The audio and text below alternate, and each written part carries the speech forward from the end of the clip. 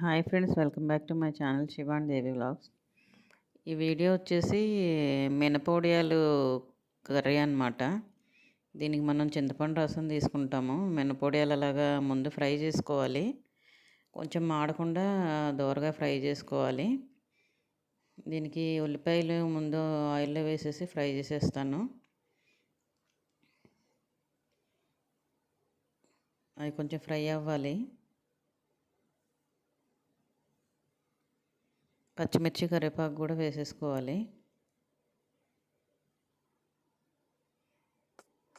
కొంచెం ఒక 2 మినిట్స్ అలా ఫ్రై అయిపోతే కొంచెం మెత్తపడిపోతాయి ఉల్లిపాయలు.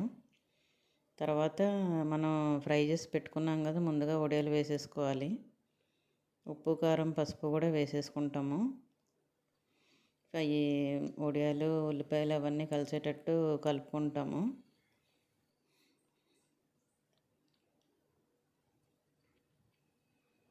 తర్వాత చింతపండు రసం వేసుకుంటాము. ఇందులో చింతపండు రసం ఎందుకు వేస్తామంటే వడియాలు మినపొడియాలు కొంచెం వగరుగుంటాయి కదా, మనకి అది చింతపండు రసం వచ్చేసి బ్యాలెన్స్ చేస్తానమాట వగర్ని. అందుకని చింతపండు రసం వేసి చేస్తాము. ధనియాల పొడి జీలకర్ర పొడి వేసాను.